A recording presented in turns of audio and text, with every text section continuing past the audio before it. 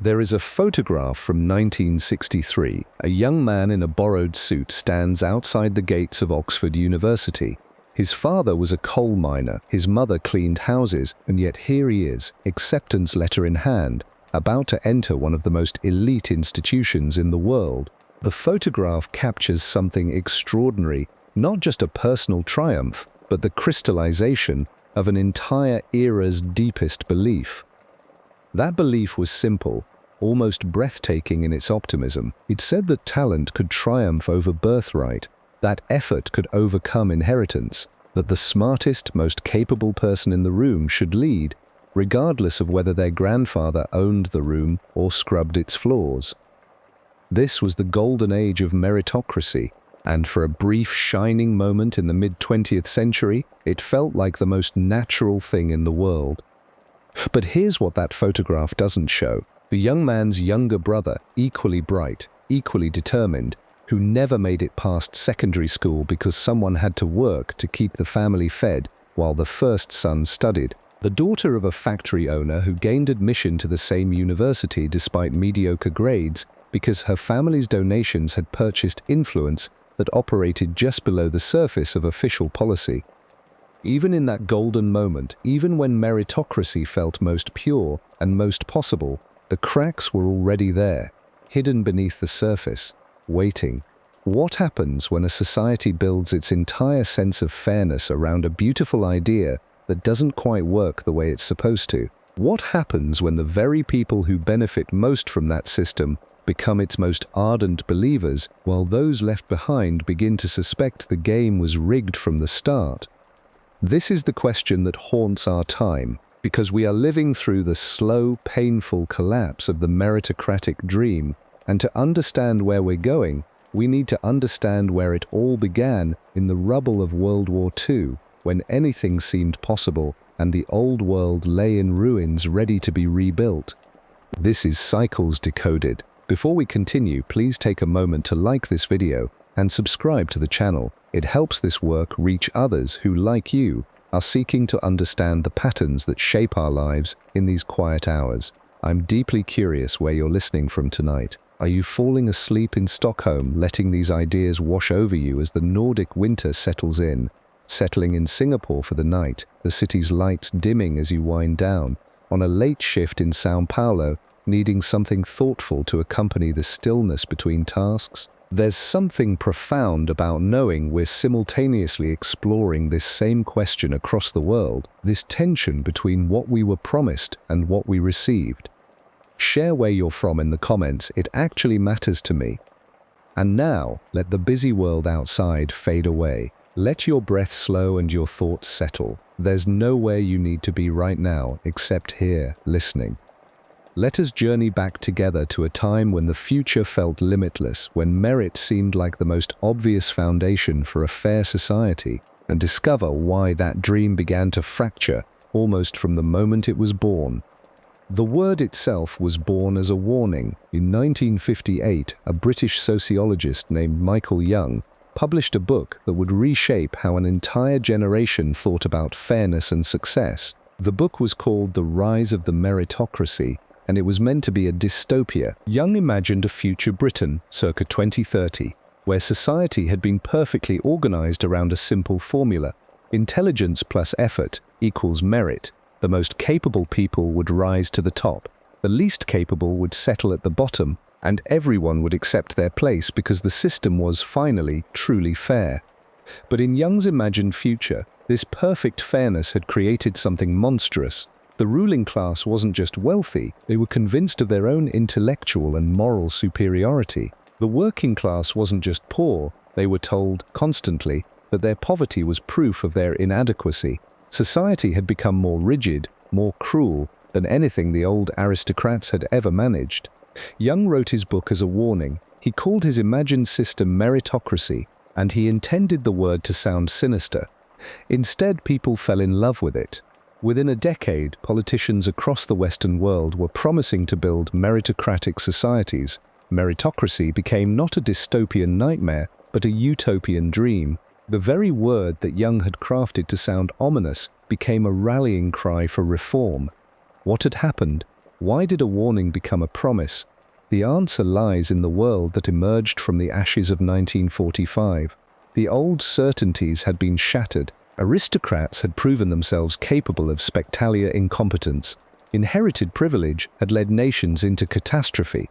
The rigid class systems of the past felt not just unfair, but dangerous. And something else was happening. For the first time in human history, prosperity seemed genuinely limitless. The post-war economic boom was unlike anything previous generations had experienced. In Britain, living standards doubled between 1950 and 1970. In America, a factory worker could afford a house, a car, and a college education for his children. The pie was growing so fast that everyone could have a bigger slice. In this context, meritocracy felt like the most natural thing in the world. If there was enough wealth to go around, why shouldn't it go to the people who had earned it? If talent could be identified and cultivated, why shouldn't the most talented people lead?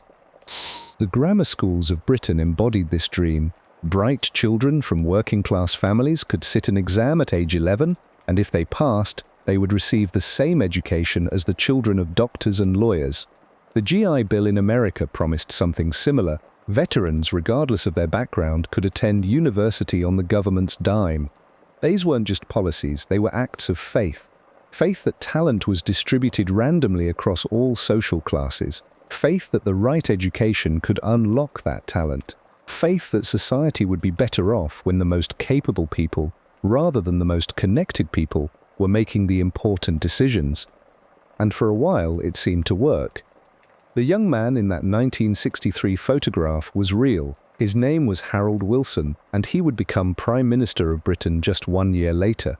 The son of a Yorkshire chemist, educated at grammar school and Oxford, rising to lead the Labour Party on a platform of scientific socialism and technological progress. Here was meritocracy made flesh, the bright boy from a modest background who had earned his way to the very top. Wilson wasn't alone. Across the Western world, the 1950s and 1960s saw an unprecedented opening of elite institutions. Universities that had been finishing schools for the wealthy became engines of social mobility. Civil services that had been dominated by well-connected amateurs were reformed around competitive examinations. Corporations began to promote based on performance rather than pedigree. The numbers tell the story. In 1940, only 4.6% of Americans had college degrees. By 1970, that number had more than tripled to 17%. In Britain, university enrollment increased by 300% between 1960 and 1970. For the first time in history, higher education was becoming genuinely accessible to the middle class, and even, in exceptional cases, to the working class. But even in those golden years, the contradictions were visible to anyone who looked closely enough. Consider the case of the Robbins Report, published in Britain in 1963. Lord Robbins had been tasked with investigating higher education and had reached a stunning conclusion. The country was wasting talent on a massive scale. Thousands of bright working-class children were leaving school at 16, not because they lacked ability, but because their families couldn't afford to keep them in education. The report's recommendations were radical: expand universities, increase grants, remove financial barriers to higher education, create a true merit-based system where ability, not background, would determine who succeeded. The government embraced these recommendations with remarkable enthusiasm. New universities sprouted across Britain like spring flowers: the University of Sussex, the University of York, the University of Warwick, each one designed to be different from the ancient institutions of Oxford and Cambridge, more modern, more democratic, more meritocratic. And for a brief, shining moment, it seemed to work.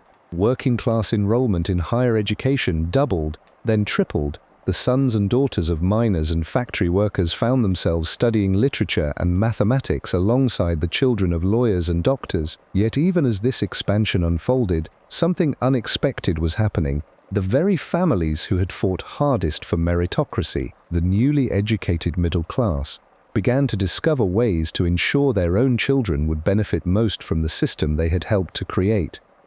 They moved to neighborhoods with better schools. They hired tutors. They understood, instinctively, how to navigate university applications and scholarship requirements. They spoke the language that admissions officers recognized. The working-class children who did make it through often found themselves in a strange position. They had succeeded according to the rules of merit, yet they carried with them the quiet knowledge that the game was still tilted. Not as obviously as before, but tilted nonetheless. In the 1970s, social mobility in Britain had actually begun to slow. The great meritocratic expansion had created new pathways to success, yes, but it had also created new ways for advantage to reproduce itself, more subtle ways, more sophisticated ways. The dream of pure merit had collided with the stubborn reality of human nature. Parents would always try to help their children, networks would always matter, cultural capital would always count for something. And so the golden age of meritocratic belief began its slow, almost imperceptible decline, even as the institutions of meritocracy grew stronger than ever before. March 12, 2019, federal agents knock on doors across 6 states. Actresses, CEOs, investment bankers, all handcuffed in dawn raids. The charges: conspiracy to commit mail fraud. The crime: buying their children's way into elite universities through fake test scores, fabricated athletic credentials, and bribed admissions officers. Operation Varsity Blues, as it came to be known, exposed what many had long suspected, but few had dared to say out loud, that the system designed to reward merit had become a marketplace for privilege. Lori Loughlin paid $500,000 to get her daughters into USC as fake rowing recruits. Neither had ever touched an oar. Felicity Huffman paid $15,000 to have her daughter's SAT answers corrected by a proctor. The girl's score jumped 400 points overnight, a statistical impossibility under normal circumstances. But here lies the deeper tension. These parents weren't circumventing the meritocratic system. They were using it. They understood, perhaps better than anyone, that in America, your university determines your trajectory, and they were willing to pay any price to secure that trajectory for their children. The scandal revealed something profound about how we've constructed merit in modern society. We've built elaborate gatekeeping mechanisms that we tell ourselves measure ability and effort, yet these same mechanisms consistently favor those who already possess advantages. The SAT, that supposed great equalizer, becomes a barrier. Elite universities, those supposed engines of social mobility, become fortresses of inherited privilege. Consider the Scholastic Aptitude Test, created in 1926 as a tool to identify gifted students regardless of their social background. Carl Brigham, its architect, genuinely believed he was democratizing higher education. No longer would admission depend solely on family connections or the right preparatory school. Now, pure intellectual ability could shine through, or so the theory went. The reality proved more complex. By the 1960s, researchers began noticing patterns. Students from wealthier families consistently scored higher, not because they were more intelligent, but because they had access to resources that shaped their performance. Better schools, private tutors, test preparation courses that cost thousands of dollars, even something as simple as a quiet place to study at home. The test that was meant to level the playing field had become another way to measure privilege. Yet we continued to treat the scores as if they reflected pure merit. Universities used them to rank applicants. Scholarships were awarded based on them. Entire futures hinged on a 4-hour exam that increasingly seemed to measure not what you knew, but what advantages you'd been born into. Stanford University provides a telling case study. In 1960, the average family income of Stanford students was roughly twice the national median, a significant gap but not insurmountable. By 2000, that gap had widened dramatically. The average Stanford family now earned more than 4 times the national median. The university had become more selective, more prestigious, and more economically homogeneous. This wasn't unique to Stanford. Across America's elite institutions, a similar pattern emerged. As these universities grew more competitive, they inadvertently created systems that favored students who could afford extensive preparation. The meritocratic ideal suggested that the best students would rise to the top, but best increasingly meant best prepared, and preparation required resources. Fartath, the irony deepens when you examine what these institutions claimed to value. Harvard's mission statement speaks of educating leaders who will serve society. Yale promises to prepare students for worldwide service. Princeton commits to developing students' capacity for critical thinking and moral reasoning. Noble goals, yet the pathways to these institutions had become increasingly narrow, accessible primarily to those born into particular circumstances. Financial aid programs emerged as a response to these inequalities. Elite universities began offering generous scholarships to low-income students. Harvard announced that families earning less than $65,000 would pay nothing for their children's education. Yale followed with similar programs. These initiatives were genuine attempts to restore the meritocratic promise to ensure that talent, not wealth, determined access. Yet even these well-intentioned programs revealed the system's deeper contradictions. Low-income students who managed to gain admission often struggled with cultural barriers their wealthy peers never faced. They lacked the social capital that came from generations of college-educated family members. They didn't know which professors to approach for research opportunities, how to navigate networking events, or even the unwritten rules of academic culture. Sarah, a first-generation college student from rural Ohio, described her experience at an Ivy League university. Everyone else seemed to know things I'd never been taught: how to talk to professors, how to get internships, even how to dress for job interviews. I was academically qualified, my test scores proved that, but I was culturally unprepared for a world I'd never seen. The admissions process itself became a complex dance between merit and advantage. Students hired college consultants who charged hundreds of dollars per hour to craft the perfect application. They participated in expensive summer programs that looked impressive on transcripts. They traveled to developing countries on service trips that cost more than many families' annual income, all in service of demonstrating their merit and character. Meanwhile, equally talented students from working-class families often lacked even basic information about the application process. They might not know that SAT scores could be improved through preparation, or that colleges offered application fee waivers for low-income students. The meritocratic system assumed everyone started with equal information, an assumption that proved increasingly false. The 2019 admissions scandal simply made explicit what had long been implicit, that merit, as we'd constructed it, was for sale. The wealthy parents caught in the FBI's net had merely taken the system's logic to its extreme conclusion. If success depended on test scores and admissions to elite schools, and if those outcomes could be influenced by money, then why not buy them directly? Their mistake wasn't moral, it was tactical. They circumvented the legal channels through which privilege typically operates.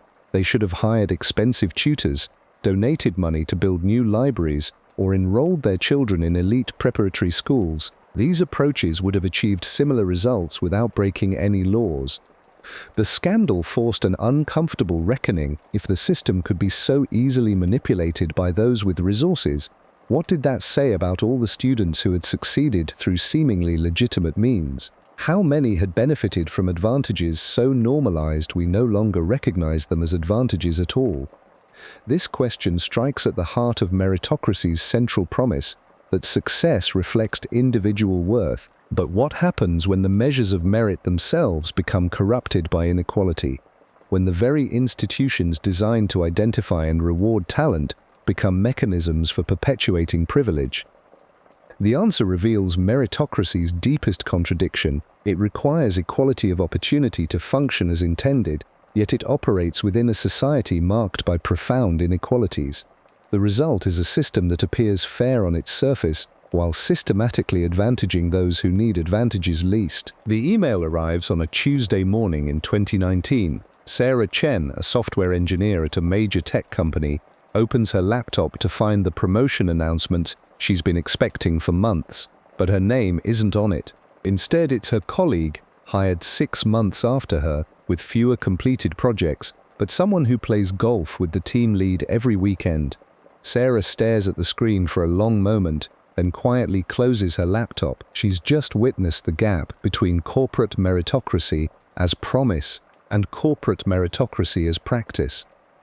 This scene plays out in conference rooms and cubicles across the world every day. The modern corporation has built its identity around a simple, appealing premise that talent rises, that hard work pays off, that the best ideas win regardless of who presents them. Walk into any Fortune 500 company, and you'll find this belief embedded in mission statements, performance review systems, and recruiting pitches. Merit, they promise, is what matters. But when researchers began examining the actual mechanics of corporate advancement, they discovered something more complicated. In 2018, McKinsey & Company released their annual Women in the Workplace study, tracking promotion patterns across 279 companies and more than 13 million employees. The numbers revealed a persistent pattern. For every 100 men promoted to manager, only 72 women received the same advancement. At the senior levels, the gap widened further.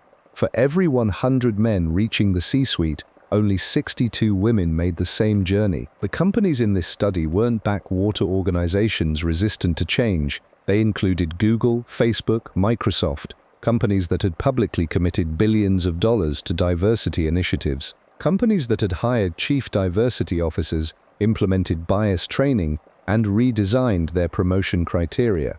Yet the patterns persisted. Consider Google's own diversity reports, published annually since 2014. In that first report, the company revealed that women made up 30% of their global workforce, but only 17% of their technical roles. 5 years later, after extensive efforts to address these disparities, women represented 32% of the global workforce and 20% of technical roles. Progress, certainly, but at a pace that suggested something deeper than simple oversight was at work. The question becomes, if these companies genuinely operated as meritocracies, how do we explain these persistent patterns? The answer lies in understanding how merit itself gets defined, recognized, and rewarded within corporate structures. Dr. Lauren Rivera, a sociologist at Northwestern University, spent years studying hiring and promotion practices at elite professional service firms. Her research revealed what she called the cultural matching phenomenon. Hiring managers, she found, consistently favored candidates who shared their own backgrounds, interests, and communication styles. They interpreted these similarities as indicators of competence and fit. A candidate who played lacrosse in college was seen as driven and team-oriented. Someone who enjoyed sailing was viewed as strategic and detail-focused. These weren't conscious biases, they were unconscious associations that shaped how merit was perceived. The implications extend beyond individual hiring decisions. In many corporations, advancement depends heavily on what researchers call informal networks, the relationships that develop over lunch conversations, after-work drinks, and weekend activities. These networks become conduits for information, opportunities, and sponsorship. They determine who hears about new projects first, who gets invited to important meetings, who receives mentorship from senior leaders. But access to these networks isn't equally distributed. A 2017 study by the Center for Creative Leadership found that women and employees of color were significantly less likely to have access to senior-level sponsors, the kind of advocates who can accelerate career advancement. The study tracked 1,200 high-potential employees over 3 years and found that 71% of white men had sponsors in senior leadership, compared to 46% of women and 36% of people of color. This creates what sociologists call a double bind. To advance in many corporate environments, employees need both strong performance metrics and strong internal relationships. But building those relationships often requires participating in activities or social contexts that may be less accessible to certain groups. The golf course, the after-work drinks, the industry conferences held in cities where childcare isn't readily available. Facebook's internal research, leaked in 2021, provided a rare glimpse into how these dynamics play out at scale. The company's own data showed that performance ratings, supposedly objective measures of merit, varied significantly based on the reviewer's relationship to the employee. Managers consistently rated employees more highly when they had regular informal interactions with them. Employees who worked remotely, who had caregiving responsibilities, or who simply didn't participate in after-hours socializing, received lower ratings even when their measurable output was identical. The technology industry, despite its rhetoric of disruption and innovation, has proven particularly resistant to change in this area. A 2020 analysis by The Information found that among the top 100 venture capital firms, 89% of senior partners were men and 82% were white. These partners make the funding decisions that determine which startups succeed, which entrepreneurs get second chances, which ideas are deemed worthy of investment. The pattern perpetuates itself. Successful entrepreneurs become investors, and they tend to fund people who remind them of themselves.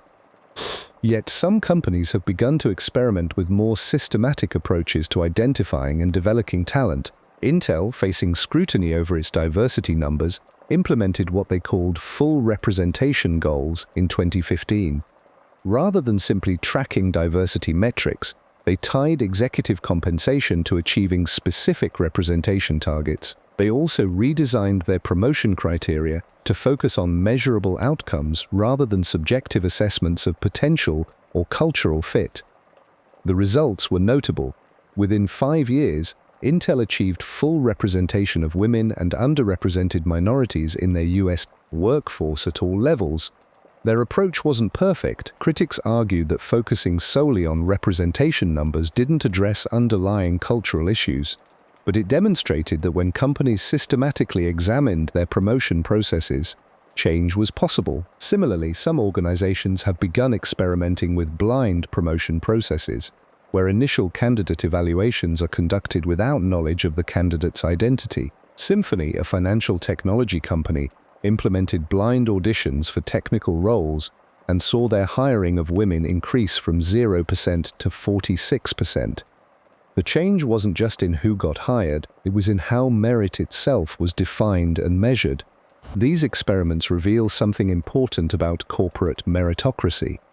The challenge isn't that merit doesn't matter, it's that merit is often defined and recognized through systems that embed existing advantages. When companies make these systems more transparent, more systematic, more focused on measurable outcomes, the results can shift dramatically. But change remains slow, uneven, and often met with resistance. Many employees and managers genuinely believe their organizations operate as meritocracies. They point to their own advancement, their own hard work, as evidence that the system works. They may not see the informal networks that supported their rise, the unconscious biases that worked in their favor, the structural advantages they carried with them. This is perhaps the most persistent challenge facing corporate meritocracy today, not the absence of merit as a value, but the difficulty of creating systems that can recognize merit in all its forms from all its sources. The question isn't whether companies should abandon the idea of rewarding talent and achievement. The question is whether they can build systems sophisticated enough to identify talent wherever it emerges and honest enough to acknowledge when they fall short. The examination hall in Singapore falls silent. 200,000 students across the island nation bend over their papers, pencils moving in careful strokes. It is October. The primary school leaving examination has begun. 12-year-olds who have spent years preparing for this single moment, their futures hanging on algorithms that will sort them into academic tracks, technical streams, express programs. Parents wait outside in cars, some praying, others calculating backup plans. This is meritocracy in practice, but it looks nothing like the version Thomas Jefferson imagined. Walk into a government office in Beijing and you will find civil servants who earned their positions through examinations that date back over a millennium. The modern Chinese civil service exam, the National Civil Service Examination, draws millions of applicants each year. The pass rate hovers around 2%. These are not abstract tests of general intelligence. They measure specific knowledge of policy, law, economics, and Communist Party doctrine.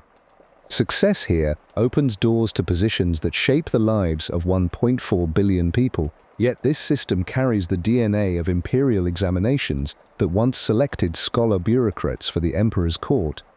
This is where meritocracy reveals its most fascinating characteristic. It adapts to the culture that adopts it. The core promise remains the same across continents: advancement based on ability and achievement rather than birth or connection.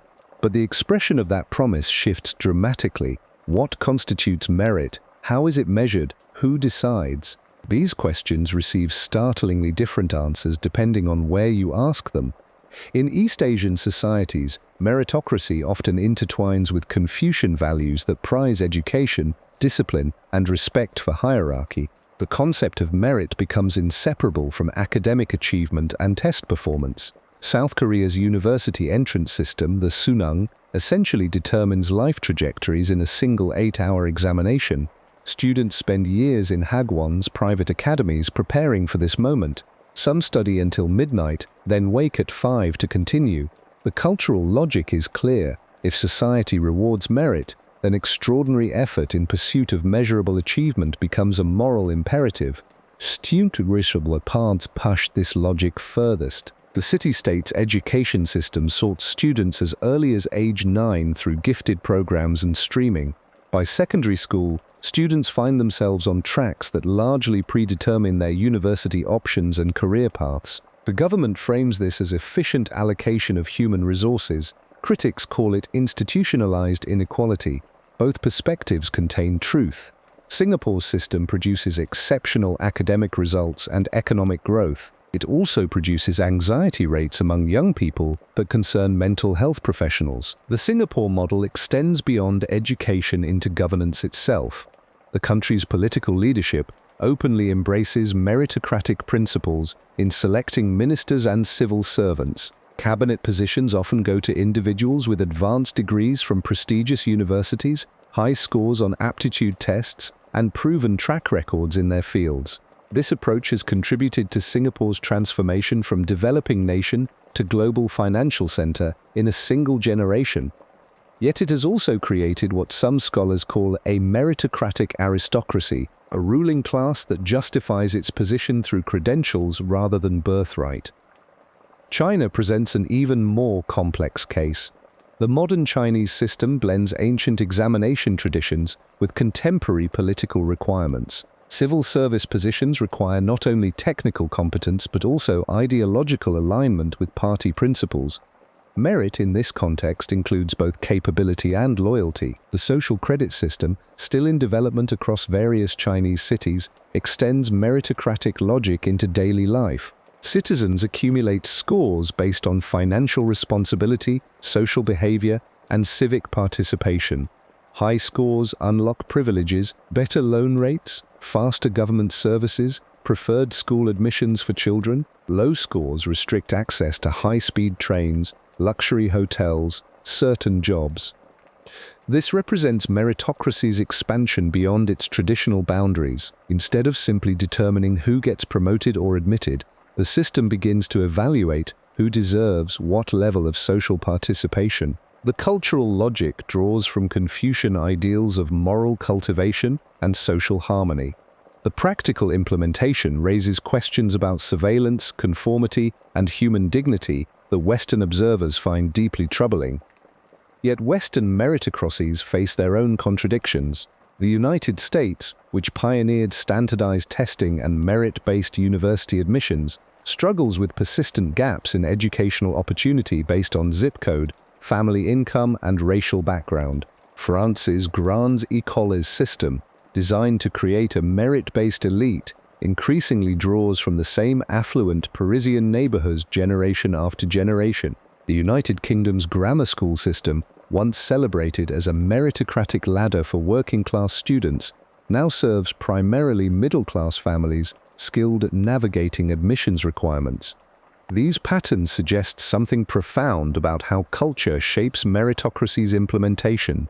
In societies with strong collective values and trust in institutional authority, like Singapore and South Korea, citizens often accept intensive sorting and competition as necessary for social progress. In societies that prioritize individual freedom and skepticism of government power, like the United States, similar systems face resistance as violations of personal autonomy. The mental health implications vary accordingly. East Asian students report higher levels of academic stress and perfectionism, but also stronger family and social support systems that frame this stress as shared sacrifice. Western students may face less systematic pressure but often experience achievement anxiety as personal failure rather than collective challenge. Neither approach eliminates the psychological costs of competitive merit-based systems, they simply distribute those costs differently. Research by comparative education scholars reveals that meritocratic systems consistently produce similar outcomes regardless of cultural context. They improve average academic performance and economic productivity. They also increase inequality, anxiety, and social stratification. The cultural differences lie not in these fundamental effects, but in how societies interpret and respond to them. What emerges from this global view is both hopeful and sobering. Meritocracy's promise that talent and effort can overcome circumstances resonates across vastly different societies. Parents in Shanghai and parents in Stockholm both want their children to succeed based on ability rather than accident of birth. Yet the systems designed to fulfill this promise consistently create new forms of advantage and exclusion, shaped by the cultural values they claim to transcend. The question is not whether meritocracy works differently across cultures. It does. The question is whether any culture has found a way to capture its benefits while avoiding its costs, and what that might teach the rest of us about the patterns that bind us all. Fast, the year is 2011. Lower Manhattan, Zuccotti Park fills with tents, sleeping bags, and hand-painted signs. "We are the 99% becomes a rallying cry heard around the world. Among the protesters' demands, one critique cuts especially deep. The belief that merit alone determines success is not just wrong, it's dangerous. This moment marked something profound. For decades, meritocracy had been the unquestioned ideal of Western democracies. Work hard, play by the rules, and you will rise. But in that park, and in similar gatherings across the globe, a different story was being told. The system wasn't broken, it was working exactly as designed, and that design, they argued, was rigged from the start. Theoretical foundations for this critique had been building for years. In 2019, Yale law professor Daniel Markovits published The Meritocracy Trap, a book that would crystallize decades of growing unease. Markovits didn't argue that meritocracy had failed to live up to its promises. He argued something far more unsettling, that meritocracy was succeeding perfectly, and that success was destroying the very society it claimed to serve. Consider the numbers Markovits presented. In 1970, the income gap between college graduates and high school graduates was modest. By 2020, it had become a chasm. But this wasn't simply about education creating opportunity. It was about education becoming a new form of inherited privilege, passed down not through titles or land, but through intensive preparation, elite schooling, and cultural capital that only the wealthy could afford. The meritocratic elite, Markovits observed, had learned to game their own system with ruthless efficiency. They moved to the same neighborhoods, married each other, enrolled their children in the same preparatory programs from age 3. By the time these children reached college admissions, they had accumulated advantages that no amount of raw talent from a working-class student could overcome. Merit, in this context, became indistinguishable from privilege, but the critique went deeper than inequality. It touched something more personal, the psychological toll of living in a society that promised fairness while delivering its opposite. If success truly reflected merit, then failure reflected personal inadequacy. Those who struggled weren't victims of circumstance, they were simply not good enough. This burden fell heaviest on the meritocratic elite themselves. Markovits documented the anxiety, depression, and burnout rates among high achievers. They worked longer hours than any generation before them, not because they loved their work, but because the system demanded constant performance to maintain their position. Their children, groomed from birth for elite competition, showed unprecedented rates of mental health struggles. The promise of meritocracy, that hard work would be rewarded, had become a trap. The harder people worked, the more the system demanded, and for those who couldn't keep up, there was no dignity in failure, only shame. These ideas found fertile ground in a generation that had lived through the 2008 financial crisis. Young people who had followed every rule, excelled in school, earned degrees, accumulated debt, found themselves competing for jobs that didn't exist in an economy that seemed to reward financial engineering over productive work. The meritocratic promise felt hollow when the people who had caused the crisis faced no consequences, while those who played by the rules suffered. Social movements began to articulate alternatives. The concept of equity, ensuring fair outcomes rather than just fair processes, gained prominence. Advocates argued that true justice required acknowledging historical disadvantages and actively working to correct them, not simply maintaining a system that perpetuated existing hierarchies under the guise of fairness. The Black Lives Matter movement brought particular focus to how meritocratic ideals could mask systemic racism. If success reflected individual merit, then persistent racial disparities must reflect individual failings rather than structural barriers. This logic, critics argued, allowed society to ignore the ongoing effects of discrimination while maintaining the comfortable fiction that America was a post-racial meritocracy. Corporate America began to respond, though often in ways that revealed the limits of reform within existing systems. Diversity initiatives proliferated, but they often focused on changing who occupied elite positions, rather than questioning whether those positions should exist in their current form. The goal became creating a more diverse meritocracy, not questioning meritocracy itself. Yet even as criticism mounted, the appeal of meritocratic ideals proved remarkably persistent. Surveys consistently showed that most Americans across all demographics still believed in the basic premise that hard work should be rewarded. The dream of social mobility remained powerful, even among those who had experienced its limitations firsthand. This persistence reflected something deeper than mere ideology. Meritocracy offered meaning in a chaotic world. It suggested that individual actions mattered, that effort could overcome circumstance, that society could be fair if only it tried hard enough. To abandon meritocracy entirely meant confronting the possibility that success and failure might be largely arbitrary, a conclusion that many found more disturbing than the current system's flaws. The tension became clear in policy debates. Proposals for universal basic income, wealth taxes, and expanded social services gained support, but always within a framework that preserved some role for individual achievement. Even critics of meritocracy rarely advocated for pure equality of outcome.